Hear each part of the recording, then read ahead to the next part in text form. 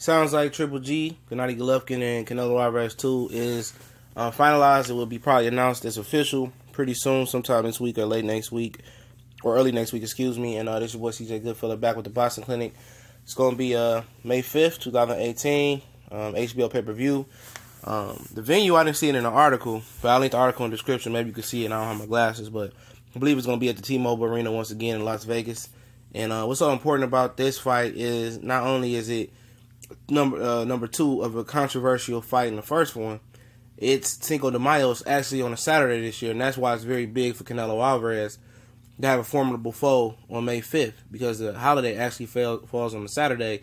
And yeah, I stand by, if David Lemieux would be Billy Joe Saunders, we would be getting David Lemieux versus Canelo Alvarez May 5th at the Las Vegas T-Mobile Arena.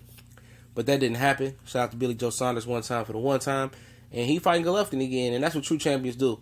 When a fight is controversial or close, a champion runs it back.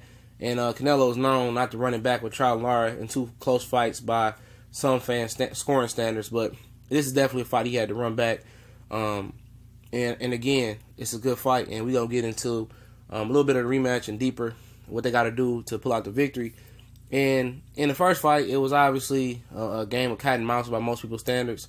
Golovkin never really got to, obviously commit and pull the trigger because of Canelo Alvarez movement. And I think the surprise movement of Canelo Alvarez, how he's moving so well, threw a monkey wrench in Gennady Golovkin's game plan. He's not one of those guys that can adjust on the fly. He needs a full training camp to adjust to a drastic change like that. Many other prize fighters would need a camp to adjust. When a guy has been, a reputation for cement feet and ballerina feet, cement feet and lead feet, excuse me, and not known for moving and more of a plotter, and comes out and moves, that would fuck me up as well.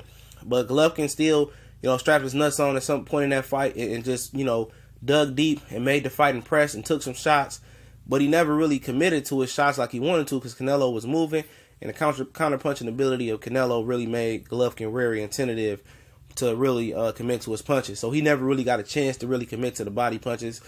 And I really think that, or even making a body attack at the body, he didn't even make an attempt because of Canelo counter uppercutting some of his punches. And he respected the puncher power. Not only the power, it wasn't that. He respected the fact that Canelo was a counter puncher. When you're a counter puncher, you got to respect his punching power and his gangster, because those are the guys that can punch you with the punches that you don't see. And the punches you don't see in boxing is the ones where your face is relaxed, you're not bracing for it, it's the ones that knock you out and hurt you. So Golovkin, that's why, people wondering why he didn't go, all out crazy like he should have, because of the movement and the counter punching ability of Canelo. I'm pretty sure him and his coach Abel Sanchez to do some things to counter that. And most people believe that Canelo is the guy with the tools and the youth to make the drastic adjustments to get the job done this time around. But I still got some belief in Golovkin, and I think in the rematch he needs to, stick his jab out a little bit more, and I think he needs to, tie Canelo up a little bit more with the opposite hand. I don't even know if he know how to do it. They need to work on it and grapple him on the inside and wear him down with his physical strength and his body punching on the inside and just dig deep. So when you smother a guy like that on the ropes, you're able to tie him up and work with the opposite hand until the referee breaks you. And that just you leaning on him and hitting him on the shoulders, hitting him in the body, is really going to drain Canelo Alvarez energy, especially when you're as strong as Golovkin. And I think he needs more of an inside attack to make it a nasty dogfight. And that'll take away Canelo Alvarez's leverage on his counter punches and make him a little bit more tired. And if I think he was any more tired in that fight until he got a second win, Golovkin could have got a stamina or a fatigue stoppage, And I think he had the pace. He just couldn't get on the inside and really commit to those body punches because he was wary of those counter punches coming. And I think that's what he needs to do in a rematch. And I think it's going to be more of a round 13 than round 1 in a rematch. But Canelo Alvarez, in my opinion, like I said, I believe he has the ability to build on what he did, especially in round 13. I think with a little bit more movement, finding the right groove of movement and pressure, I think more of the pressure side would possibly can get him the stoppage or a more decisive victory. Especially with a little bit more body punching, because he did some good body punching, and just doing what he did and just be more active with it and have more pressure. That means finding more energy and being able to fight a full 3-minute round. And I think you know, he did a wonderful job in the first fight, hitting and not getting hit. And a lot of people don't give you ring generalship points for that. But that's the name of boxing. That's the #1 requirement, is to hit and not get hit. And a lot of people didn't give Canelo that credit. And amongst ring generalship, they just gave credit to Golovkin for moving forward and eating punches and giving punches. You got to make a miss. And you can't say that, oh, that didn't point and count on Canelo because Golovkin walked right through it. And say, oh, Golovkin threw a good punch, even though it didn't miss. We still don't get credit for him, or it didn't land fully.